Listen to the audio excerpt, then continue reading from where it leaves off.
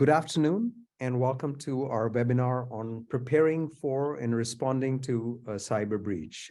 My name is Sanjeev Verma. I'm co-founder of Prevail, a provider of end-to-end encrypted email and file sharing systems for protecting and becoming compliant with CUI. And this is a webinar that I must say I'm personally very excited about to learn from.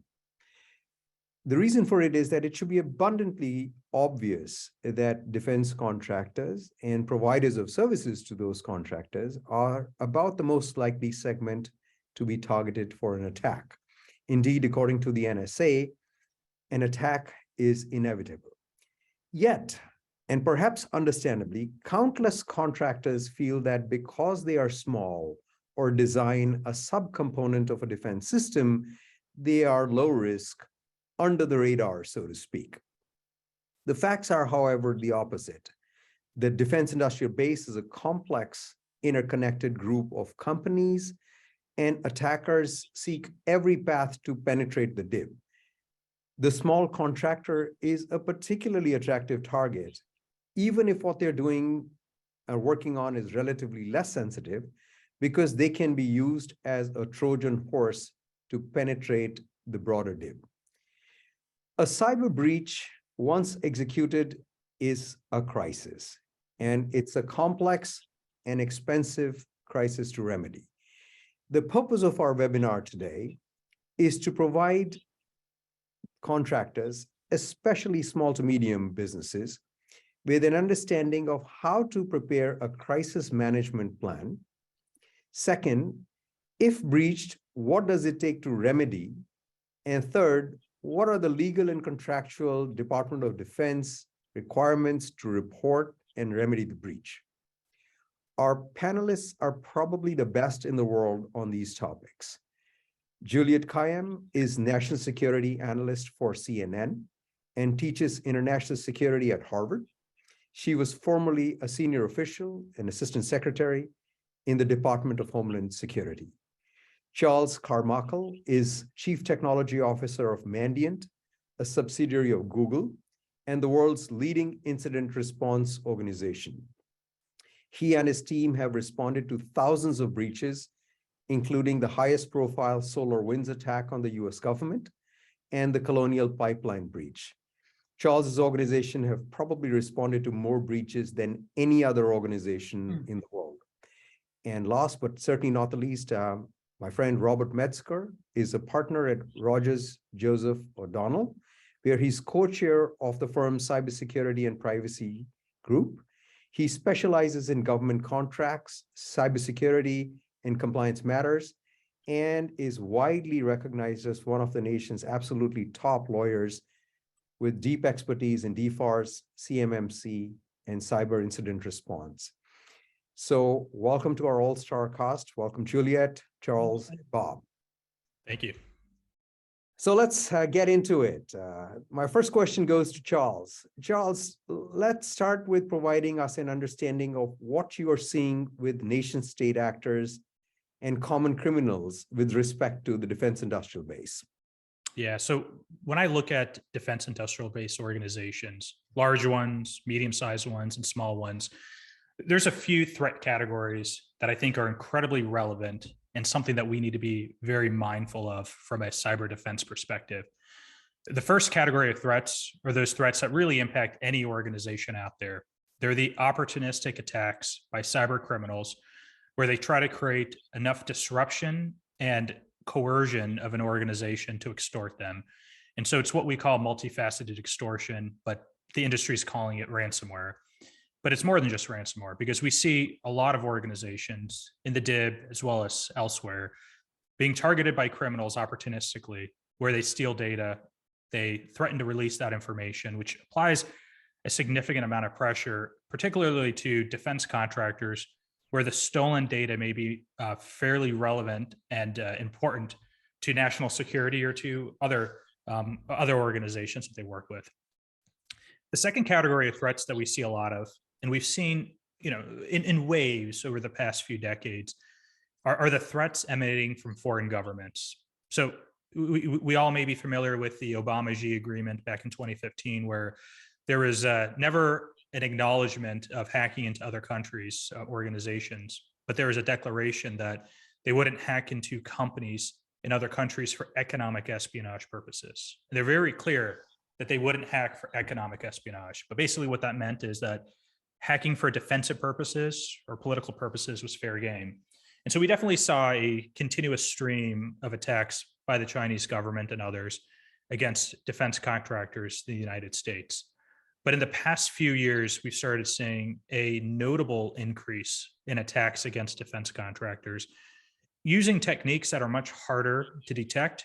And we tend to find that when we do come across these intrusions, they've lasted a lot longer than we'd be comfortable with. So, usually when we detect an intrusion at a defense contractor or a government entity in the US, we find that the actors persisted in the environment for maybe a year, 2 years, or even longer. Those are probably the two most relevant categories of threats to defense contractors. Of course, there's others, but those are the two most frequent ones that we see. Thank you, Charles. Juliette, from your vantage point as an international expert on security, what's your security assessment of the cyber risk to the US defense industrial base? So I'm consistent with Charles in terms of what the threat is and the whys it would happen. And we're going to get into later sort of how to prepare for that. I like to think of it as an eventuality because we shouldn't be surprised based on the intelligence that this is likely to happen to small, medium, or large firms. If we, as Charles certainly knows, if we look back to SolarWinds, it may have been a hit to a large company. Its disclosure and impact are throughout all of the tentacles. So the idea that you can isolate it is ridiculous, but also that's what makes it desirable from the enemy's perspective. So in terms of this industry as a critical infrastructure, it is very, very enticing because it can be done covertly. It can have tremendous impact. And then the one other thing I would add to Charles's important list is it can go to force readiness, which will have a physical consequence, not just a privacy issue or data information. We've learned through Colonial Pipeline, certainly, and some of the new regs that have come out, which we're going to talk about later, that the idea that you can isolate a cyber attack to some sort of network impact, right? Whatever in the wires is simply not the correct way to think about it. So as these companies, especially smaller ones, is their impact on the potential for force readiness. Can the military launch airplanes to get a balloon into out of the sky in time? Whatever it is also something that we worry about. So, Charles, as I mentioned in my opening remark, countless small defense contractors and educational research institutions, many of who are in the audience today, often feel that they are unlikely targets because of their size or we're not doing something that sophisticated. Mandiant, your organization, conducts a lot of research into this. So what does your data and research indicate that could be helpful to the contractors and educational institutions in our audience? Yeah, Sanjeev. So we work with about 1,000 organizations every year that deals with a cybersecurity incident. And it's really across sectors, across geographies.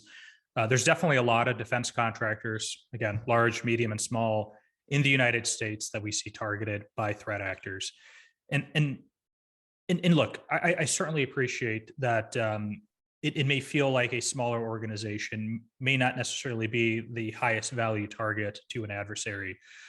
But again, there's two ways that I look at it. Number one is we have to recognize that the criminals that conduct intrusion operations for extortion purposes, they are highly opportunistic. They don't really care who they hack into as long as there's a perception that that organization has the ability to pay some extortion demand. Maybe they have cybersecurity insurance, or perhaps they're working with an organization that maybe it does something that is that has a very high value contract. So I'll give you one example, and this is outside of defense. but I think I think you could draw a number of parallels to defense contractors. So we worked with a mining organization that was a small family held operation. They probably made a few $1,000,000 a year in revenue, but they worked with a very large mining organization that had a $1 billion project that was highly dependent on what this family operation was producing. And we ultimately saw a threat actor extort that small family business and ask them for an amount that was quite honestly well outside of their means. But the threat actor said, hey, we know that you're working with this big mining organization. You should ask them to help you pay this, because this has a very large impact to their very public $1 billion+ project. So the intrusions against defense contractors and other organizations by criminals are typically opportunistic. So anybody with the ability to pay an extortion demand can be paid. From a state sponsor perspective, I think it's important to highlight that, look, there are times where small organizations have the data that's relevant and interesting to a foreign government. But other times, that smaller organization could be an avenue into a different organization that has the data that's of relevance and interest to whatever government that's directing the intrusion. I think those are spot on. And I think points on commercial extorters, we're going to come to those when we discuss those with Bob later. But I think we all can agree that the threat is a legitimate and a high probability one, and a breach is a crisis, a big one. So Juliette, what are the key elements of a crisis management plan that an organization ought to think about ahead of it actually having to face the music? Yeah, and this is where my work is now. My most recent book, The Devil Never Sleeps, is actually agnostic as to what the devil, boom, whatever it is. And I think a way to think about it for people listening about it is you think about comprehensively your sort of preparedness planning, right? So we can worry about different risks depending on who you are. Crisis management people are a simple people. We divide the world into only two phases, right and left of, or left and right of boom. The left of boom being all the preventative measures that you want to put in place to minimize things, your vulnerabilities. And then the boom, I'll be agnostic about it in terms of who or what it is. And then right of boom, what have you done to prepare for that, to minimize the disruption? So your standard of success, right? How do I measure success in a world in which lots of bad things are happening? Is can your investments now make things, in my technical quantitative terms, less bad?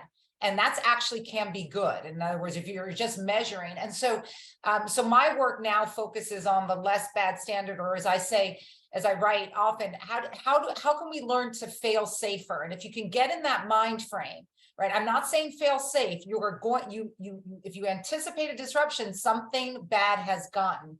You're trying to put into place a fail safer plan. So there's a lot of pieces to it, but I was thinking about who's on this in terms of your authority, your size, your capacity. I'm very cognizant of budgets and other things, but also your responsibility, because you get benefits being part of this base. So let's not pretend like this is a burden. This is also, these are commercial enterprises that you get benefits. The first, so I'll do three right now, because you can do these right now. I don't have to pretend. So the first is what I call the architecture of crisis management. You can, as you're going to hear from Robert, and then certainly as Charles has been saying, the sophistication of the attack means that it's not a typical boom, right? You don't get an alert. Often you're not going to get an alert warning like a hurricane or or an earthquake where you feel the earth shake. These things can be there a long time. And are you designed to be able to identify that you're in the boom, that breach has occurred? Because the longer that the breach occurs, the harder it is to get out of your system, the more information that's been taken. And a lot of times, why do I say architecture? Because a lot of times that's because the company itself is not designed well for that? And where are the different pieces of information security, physical security, other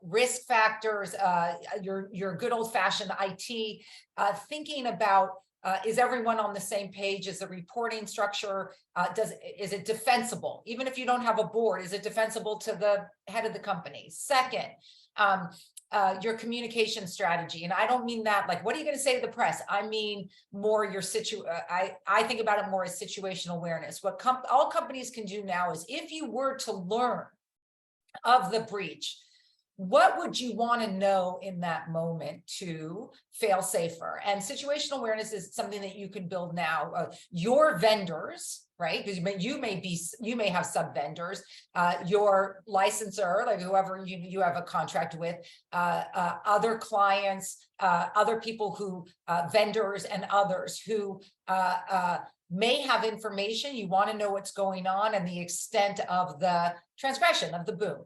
And so figuring out in real time, this is hard to do once it happens, because you're going to be hit with a lot of not happy people. If you can set it up now, you're going to have more confidence in that you actually know the extent of it. You don't want to say it's not a big deal and learn later it was a big deal. You cannot recover from that. The third is what we call cascading losses in the wonky term of crisis management. In disaster management, we call it stupid deaths, right? These are the things that could have been avoided had you only thought through what would be the cascading consequences of a breach in terms of other vulnerabilities downstream. You know what they are now. Think about them, write them out, make them part of your plan. This is, as I say about my work, it's not rocket science, but it's essential. And if you could do those three things on a piece of paper now as leaders or the people that you report to, it will give you a sense of what the vulnerabilities are and get you better for that moment. I'm not a technology person. I can't stop the breach, but I can help you. I mean, I know how to fail safer and make things less bad. So those are the three big ones I think that would be helpful for even smaller companies. Well, I think those are really, well crystallized by you, Juliette. And one thing that is good in the defense industrial base is, regulation is often not fun. Yeah. But, defense companies that handle controlled and classified information are required to protect it with NIST 800-171 controls. And a significant part of those controls actually do address the aspects that you were talking about. Yeah. What's an incident management plan? How do you write it down? And so just the mere exercise of undertaking that compliance exercise, as bothersome as it may seem to many, also lays the foundation for a reasonable crisis management program. Yeah, so I just want to say that it is, sometimes it's just viewed as burdensome, or you're just going to do the check marks and you wrote it 5 years ago and you haven't looked at it since. I know you have to update them or revalidate them, but the exercise itself, we're not looking for perfection here. We're looking for 80, I always say 80%. If you can fill the gaps now, when the thing happens, you are going to be a more effective leader, a more authoritative operator, and minimize the losses to the company, to individuals, and the vulnerabilities that our defense base may face. Well, I'm going to jump in for a second to say that there still is the gulf between advice that is eminently practicable and achievable by commercial firms on the one hand, and what the Department of Defense requires on the other. Part of the great challenge to businesses of any side in the defense industrial base is that there are a number of forcing functions as to what you must report, when, and how, as well as how you can align activities that are compliant with requirements and those which are best going to effectuate your security and improve your ability to recover. And ransomware, which you mentioned earlier, kind of demonstrates the point. The DoD requirements were written before ransomware became a commonly employed method of attack. The requirements were written more for advanced persistent threats that are associated with nation states. The purpose of the contractual requirements first is to give information to DoD promptly so that it can do a damage assessment of the extent to which operations or missions might be compromised. But from the standpoint of the commercial provider, well, that's important. But incident response is also to help salvage or save or preserve your business. And it can be a very demanding thing, more than giving an incident response. As Juliette said, there's a great benefit to preparing in advance, and there's a lot to prepare. Yeah. So I think well said, and we're going to come there to ask you a little bit more about that, Bob, in a later segment. But Juliette, many in our audience are IT and compliance professionals, Yeah. and many are small to medium contractors. While your crisis advice is certainly sought by some of the world's largest firms, how could you sort of summarize for more of an SMB? Hey, here's a simple strategy for a crisis management plan that they can absorb and as IT professionals or compliance professionals sort of act upon. Yeah. So, I mean, part of it is the three pieces I said before. I think those are, you know, as Robert said, those are manageable even for smaller companies. Look, these are going to unfold in ways that we have a level of agency that we sometimes don't give ourselves credit for. You know, we're always acting surprised. I've been studying disasters for long enough to I'm not surprised anymore. I know exactly how it's going to unfold. And so I think from the personal perspective, especially for smaller companies, there's two things I would say for the leadership and for management on this. I mean, the first is you cannot delegate this, right? Whatever level you are, it is not delegatable. You have levels of, let me put it a different way. You exist to provide a service within the defense industry. This is the service, right? It has to be embedded into your connective tissue. So when I talk about architecture, a lot of it is thinking about, is it elevated enough? Is this idea of breach minimization, I guess, or consequence minimization, is it actually absorbed at the leadership level? Without that, you're screwed. You literally cannot do it. And I've seen just an anecdote in terms of I brief companies and help small and big companies, and I had an incident in which a CEO of a company that had a tremendous responsibility in this space, clearly did not view this as part of the core functionality, tells me when I asked him, I meet with my COO. I said, how many times do you meet with your COO if you have one, or your number two, 3 or 4 times a week, you're this person, and what about someone who's responsible for this? And they'll say, generally, your company will have a CISO or maybe a former law enforcement person. And he says, that they know what they're doing.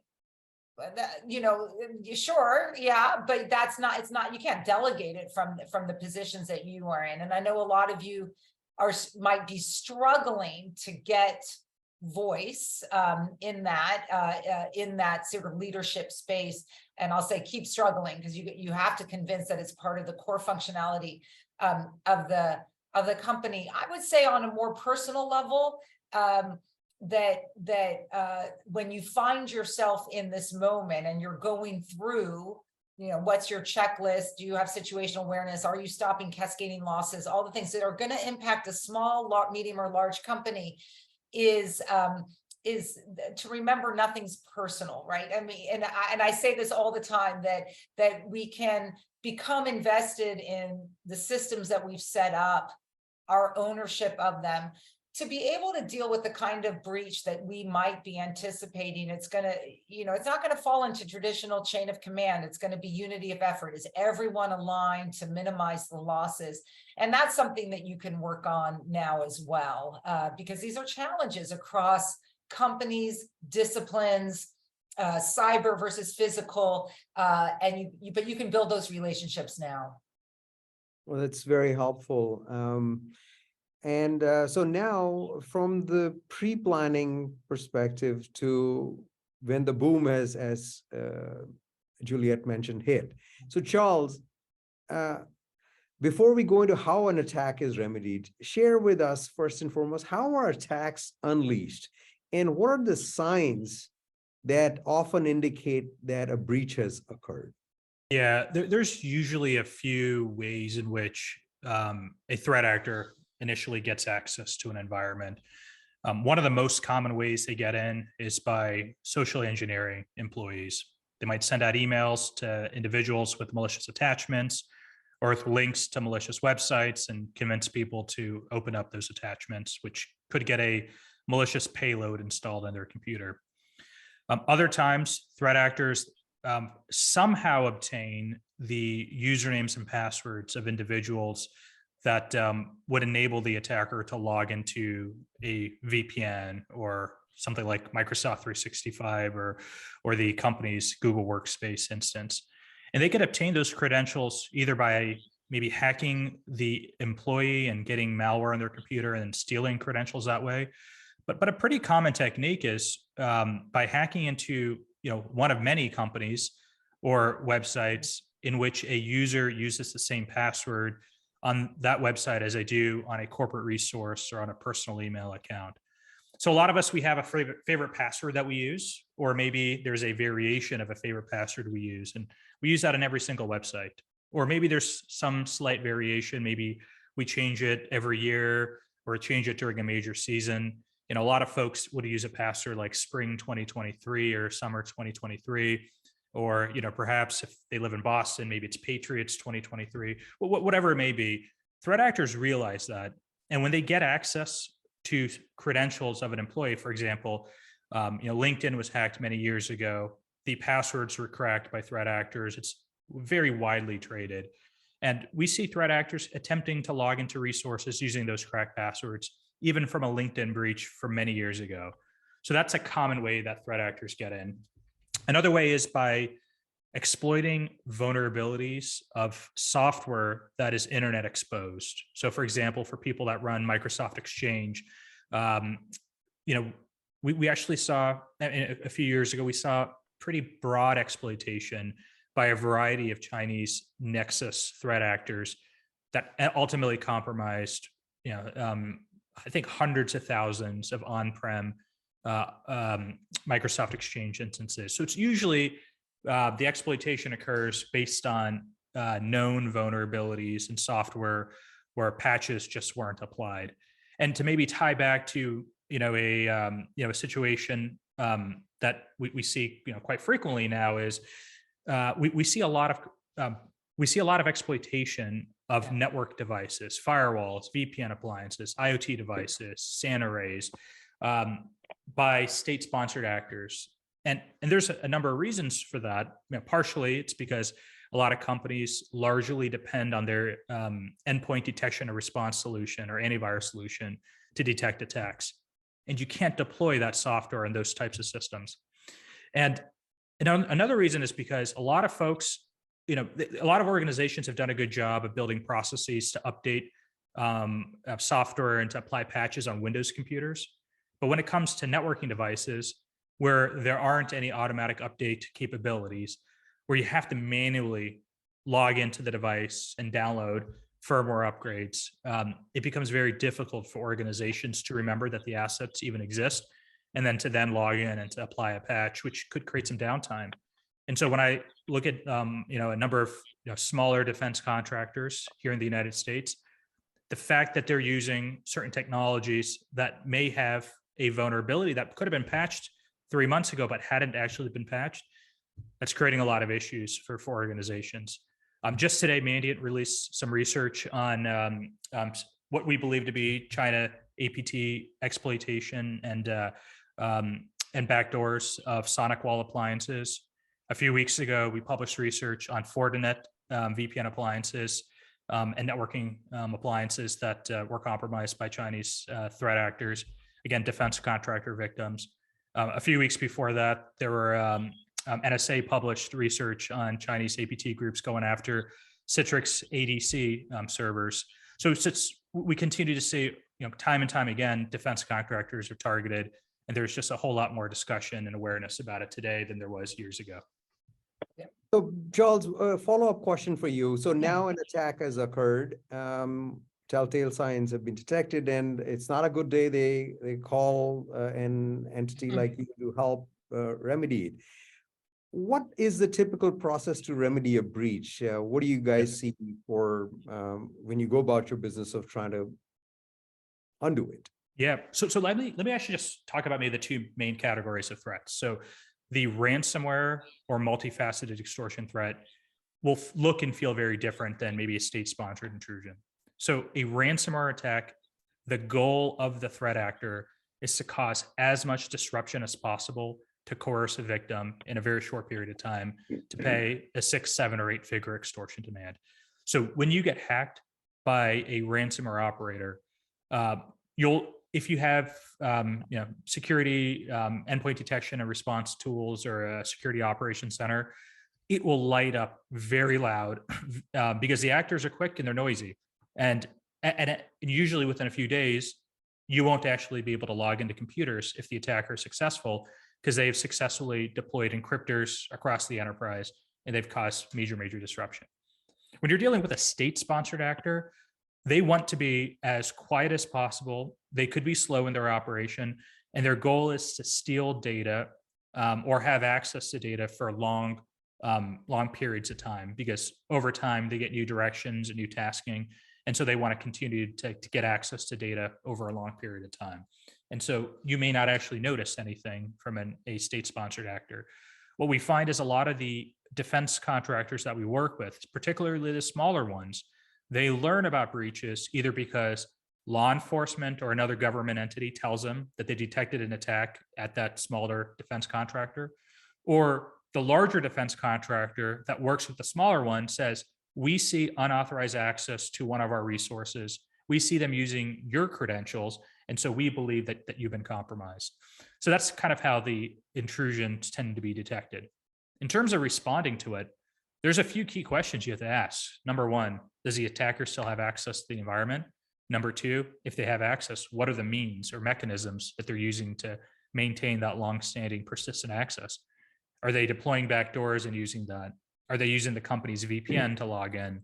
There's a lot of different ways in which you could come in, and you got to figure that out because that's important from a containment and eradication perspective. You also want to understand, what did the attacker do while they had access to the environment? If it's a ransomware situation, you can make some assumptions. You could assume that they've stolen data, and you could assume that they have disrupted the environment by deploying encryptors. And by the way, if you pay the threat actor, and about half of Mandiant's clients end up paying threat actors, which is probably surprising to a lot of organizations. But those organizations feel like they have no better choice. And a lot of times when you pay, the threat actor will tell you what data they stole from the environment. That's part of the negotiation with them. And if you don't pay them, they'll publish the data that they stole from the organization on the internet so you could see what they've taken. But it's different when you're dealing with an espionage operator, because they never want you to know what they've taken. And they want to obviously take that information and be able to leverage it for whatever other purposes they have without you ever knowing about it.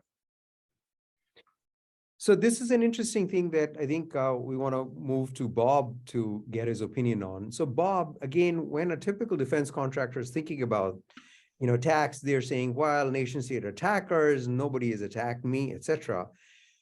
But you often made the point that a commercially motivated attack, like the ones that Charles just spoke about, trigger very specific legal requirements for defense contractors. Could you again educate the audience?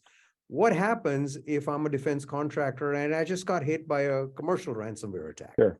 Well, first, typical defense contractors that are smaller and medium sized are not likely to have the tools or techniques to detect an APT.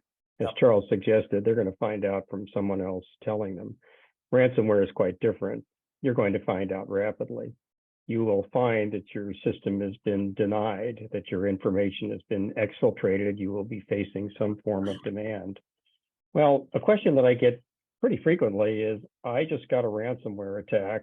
I'm subject to the DFARS 7012 clause. Yeah. Is this something that I have to give an incident report notice on?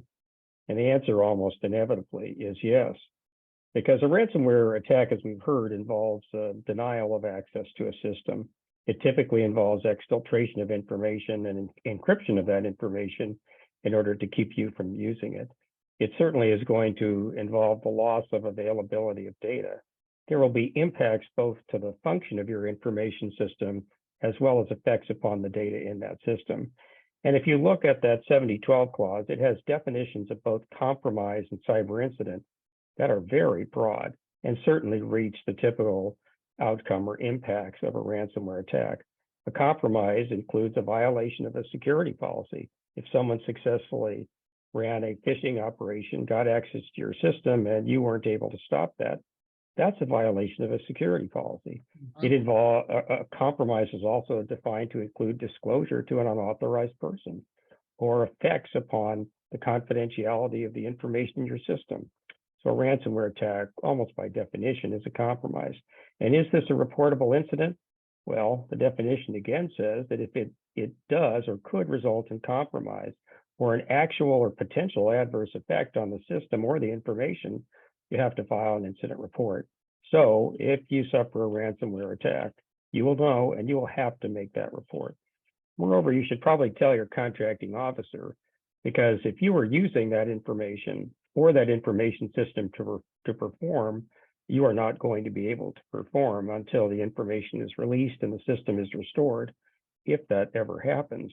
And those who are higher than you in your supply chain, they need to know.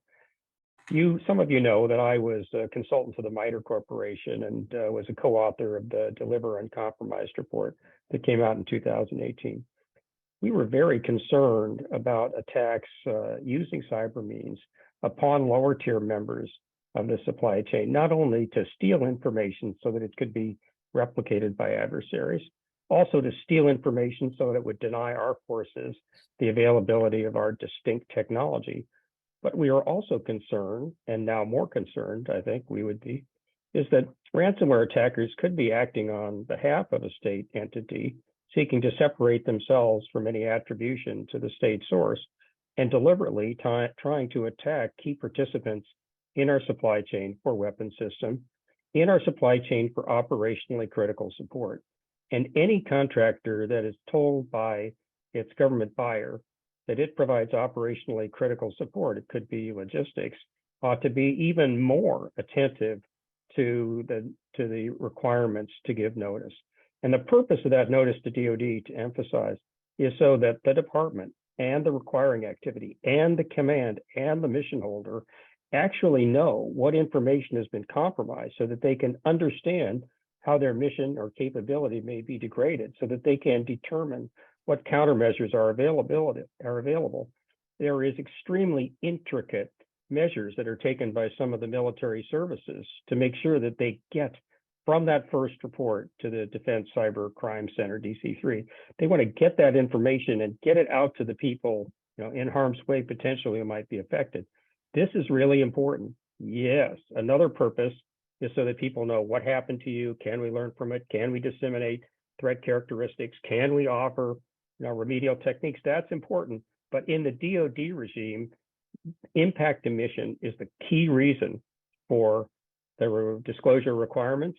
And in light of present geopolitical conditions, the importance of those requirements is only increased. Well, thanks, Bob. So a question that goes to all three of you. Could you give our audience an understanding of the costs, both economic and non-economic, of responding to a breach? If I'm having a bad day and I got breached, Charles and Bob, could I call and say, hey, is there a $50 an hour, compassionate package available from you? Just kidding. Sure, but it won't help. There's always a package, but it doesn't work. You get the point, but even I don't quite fully understand, what's the magnitude of, economic impact to an organization. So I'm curious to learn, what happens. So let's start with Charles. What does it take to clear one of these in the event that you're, trying to clear it and not paying a ransomware, etc.? Yeah, and by the way, Sanjeev, I probably shouldn't broadly announce this, but there are definitely times where we take on incident response work for an organization at no cost to the company, just because it's the right thing to do, and because there's a major impact to either human lives or national security, democracy. So Yeah. that's happened many a times.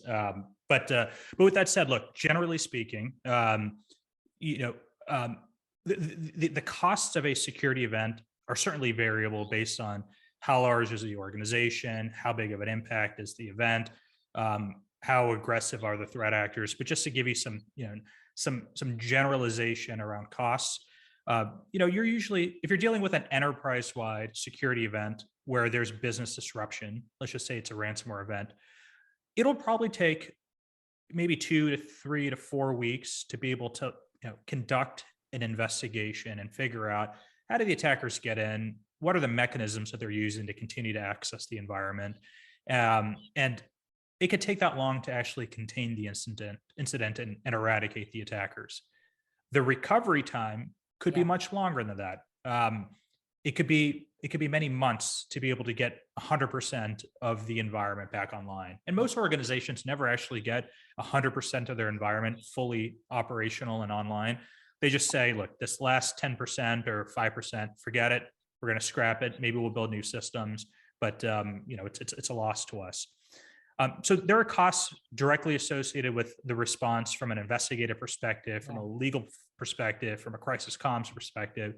And again, depending on the size of the organization, it could be tens of thousands or hundreds of thousands or millions of dollars. The extortion demands in general and look, I recognize there's a bit of a caseload bias that Mandiant has because we tend to work with larger organizations and it skews some of our numbers, but it's very common. And in fact, it's the norm for us to see extortion demands in the 7-figure range. So somewhere between $1 million to, roughly $10 million or so. That's the norm. It is atypical for us to see extortion demands in the 6-figure range nowadays. That was more common years ago. And look, people definitely get 6-figure extortion demands, but it's just because of our clientele, we're not seeing that. But we do see extortion demands in the 8-figure range. The other thing to keep in mind is companies that have cybersecurity insurance, for the most part, they are able to file a claim that covers the cost of the investigation, the incident containment, the legal fees, the communications, the breach disclosures, things like that. Obviously, there's deductibles, but the claims many times also cover the cost of the extortion demand. And so it just obviously depends on the situation. But I would expect, for a medium-sized organization dealing with the major event, we're probably talking somewhere between 6 to 7 figures of a real cost to the organization. I can jump in to say that any company in the DIB that's worried about a cyber breach should be thinking, of course, about compliance to 7012. You took it in your contract and you have to, and there are good reasons behind it. But arguably, you should be thinking sooner and maybe a little bit harder about having security that's good enough that will enable you to get an effective cyber insurance policy.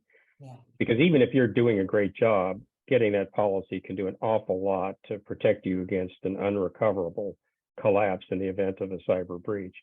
And when you have a policy, the first thing you need to do, should an event occur, is to look at the policy and make sure that you give the notices that are required there. Almost certainly, the cyber insurer will be not just offering, sometimes compelling, the use of particular forensic experts or counsel. They have experience. They leverage their relationship with many assistance providers. You will want to follow that. It's also key to recognize as an enterprise strategy that buying insurance as a way to avoid taking sensible cyber defenses is a bad bet. There are just so many instances where public or private organizations have figured, it costs me $500,000 to get a policy. If it costs me $1 million to have adequate security, I'll spend $500,000. Well, the insurance will help you eventually, but they don't always pay everything and quickly. And in some cases, if you have bad security, and almost certainly if you misled them, they're going to deny coverage, or you'll find that the payment of your coverage is delayed.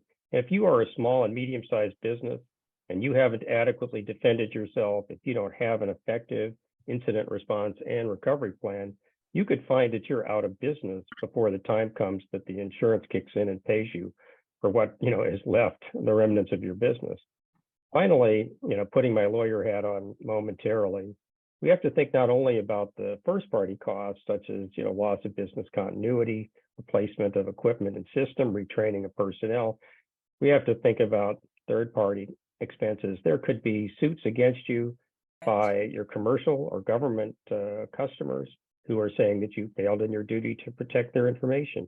If the information lost contains personal health information or PII, you could be looking at third-party exposure there. You could have other regulatory exposure. If you're a public reporting company, you could be exposed to the SEC. I mean, all of this says to me that you want to be smart and have good defenses, certainly good enough to have good insurance. You not only want to have an incident response plan, and you want to build into that plan the notice requirements for different regulators and customers like DoD. I also think, and this is not to promote Prevail, I also think that one way you can protect yourself is to make sure that the most valuable information you have is either secured in an enclave that is extremely well protected, or at the very least, encrypted. Ransomware criminals typically are going to places where they think they can get your information and keep you from using it. If the key information is encrypted, you're a bad bet, they'll look elsewhere. And as to APTs, you may never know of the techniques, and procedures that they use, but they too can be defeated, at least in impact, if the core information that defines your business is well encrypted. So if I may, go to Charles again. Thank you, Bob, for very insightful comments over here. Charles, you mentioned earlier that, attackers are, using social engineering, but increasingly you're seeing, network devices like firewalls, sonic walls, etc., being attacked because they don't have endpoint security, etc. So again, from where we come from, it's a mindset of zero trust. So could you tell us, how you perceive the role of end-to-end encryption in sort of mitigating the effects on network devices, etc.? Because in effect, the information is encrypted from the sender to the recipient and cannot be decrypted either in transit or while it's stored in the cloud. Be kind of helpful to hear, how you perceive that. Yeah, and look, I'll talk about both categories again of threats. When you deal with ransomware groups that are looking to steal data, they're usually very quick and opportunistic. They go to file servers, they look for directories or files that say the word confidential or finance or accounting or NDA, and they steal that, and they suck it up, and they use that volume of data to extort the organization. So they're stealing it in such an easy way. If you're dealing with encrypted data or data that's in a secure enclave, the chances of a threat actor or a ransomware operator knowing about that data, spending the time and effort to look for that data, it's pretty low, just because threat actors want to be quick. And by the way, one thing to know about threat actors, and I think we probably all recognize this, is usually they're pretty good at hacking into systems. They know a lot about IT, but they don't necessarily have a good perception of what the value of data is. And so to them, if they stole a terabyte of data, that is more valuable to them than maybe the most sensitive spreadsheet to an organization that has, highly, materially sensitive information. And they would not view that spreadsheet as valuable because it's only 100 kilobytes in size. But to the business, that spreadsheet might be the most important thing to them. When you deal with state-sponsored actors, look, end-to-end encryption is really important. And let me talk about APT29, for example. And that was the group that was behind the hack of SolarWinds and broke into about 100 some odd organizations in the United States. That actor was very much focused on stealing data that had a strategic interest and relevance to the Russian government, whether it's related to diplomacy matters or foreign policy matters or defense matters. And where they went was typically the email environments of those organizations. And they stole the unencrypted communications from live mail servers, whether it's Microsoft Exchange or Microsoft 365. They were using the API to access unencrypted email. And so for those organizations that had something, like S-MIME encryption, or if there's some kind of end-to-end encryption like Prevail, it would have made the attacker take a number of extra steps to get access to that data. Whether they would have gotten access, I don't know. But what I could tell you is I saw them get access to a whole lot of email that was unencrypted, that was stored on mail servers. And that was the primary target for APT 29 back in December 2020, actually really all throughout 2020, 2021, and in 2022. When I just say I rarely do so in a webinar, but I will say that also certainly we end-to-end encrypt emails, but also Bob mentioned file servers and Charles, you did as well. So one of the nice aspects of modern day end-to-end encrypted file systems is that they are in append mode, which is in simplified terms, that every change that is made to the file leads to a new encrypted version of it. So from that perspective, a ransomware attack is just another new version of encryption on a previously encrypted, file. And so for, our systems, we just simply throw it away and you got the previous versions and that keeps it clean. So, well, let's move on to Bob again. Bob, can you talk specifically to DFARS 7012 C through G? It's all about incident reporting. Why does the DoD want the information? I know you alluded to it. What will they do with it? And what are the questions contractors should ask to ensure that the systems that they are getting from providers meet this clause? Because if it's invoked, they'll need to provide access to that information. So first, I've been saying for some years that there are two parts to 7012 and DoD cyber requirements. There's the one that generates 96% of the attention and has built this huge ecosystem under the CMMC rubric. That's the one that talks about how you and the next company is going to satisfy the 110 requirements and the 70 non-federal obligations that could be attached to or imbued in the 110 requirements of NIST SP 800-171. So there's the compliance side and meeting with requirements. That's important. But, as I think we've heard, APT actors are not especially likely to be successfully defeated by the measures under NIST SP 800-171. You can slow them down, but you can't be sure you could stop them.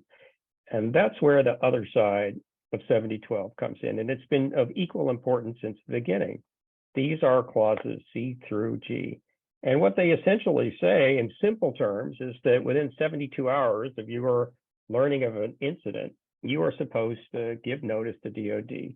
You're supposed to you should have in advance something called a medium assurance certificate so that you can make a secure communication to this DC3 unit. You may not have it, but if you have it, it's a lot faster.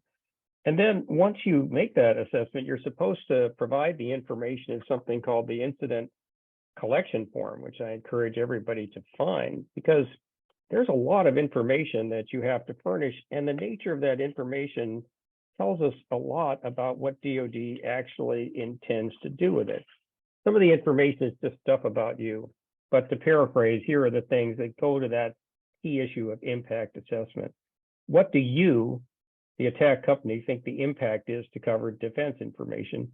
Does the breach affect your ability to provide operationally critical support? Do you know what DoD programs, platforms, or systems were involved? Can you discuss the type of compromise? Was it unauthorized access, unauthorized release? If you know, you should describe the technique or method used, and you have to describe the outcome, and you're supposed to provide a compromise. Now, I know from real life experience that when companies suffer a cyber attack, getting anything decided or done within 72 hours, ranges from difficult to the impossible. And if you end up calling people like me, lawyers who are always thinking about third or first party liability risk that you might have, I hate to say it, but we could slow up your decision making, and we might want to think very hard about not just the DoD reporting obligation, but whatever other raft of obligations you have by contract, by regulation, or by statutes. And sorting these things out is hardly an easy thing. Nevertheless, for DoD contractors that do operationally critical support always, and for those contractors who know that they have high impact program information involving critical technologies or emerging technologies, I think the right move is to tell what you know as best you can, as soon as you can. And if you can do that in less than 72 hours, great. Within 72 hours, you should at least make some report when you have a sufficient reasonable basis to believe there has been an incident as it is broadly defined. If you don't have that medium assurance certificate, you can just notify the contracting officer. Now, look, it's difficult to run the maze of all the things that you're supposed to tell them under the simple words that are in 7012C through G, because there are pages and pages and pages of stuff behind and around it. If you're a smaller company, you're not going to be able to prepare for all that in advance. If you're a larger company, you should, and you can. But if you're a smaller company, you should at least have in mind, who you're going to call in terms of an incident report to incident response service provider. You might want to have in mind what lawyer you're going to call if you need one. You certainly want to know who the contracting officers are. And you want to have some means to communicate at least a minimum promptly. DoD has made it pretty clear informally that they know that it's hard to get everything in 72 hours. They'd like to have an initial report in that time, but they encourage supplements. It's better to give them something soon and improve upon it later than to tell them nothing until you figure out all the details.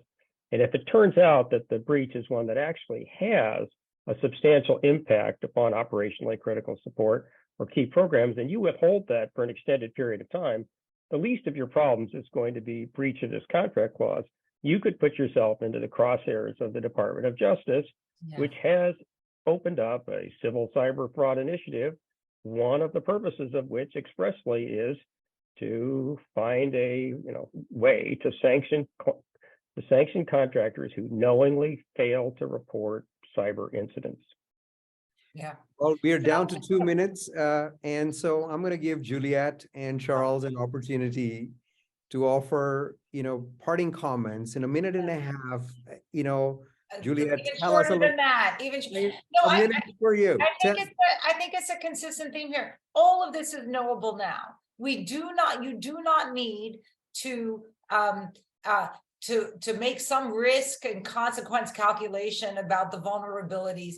When something happens, or focus on it not happening, and encryption and all sorts of other vulnerabilities that you can do. But once it does happen, the first, second, third order consequences that Robert laid out, that I laid out in terms of cascading losses, those are knowable to you now, even if just a paper or tabletop exercise.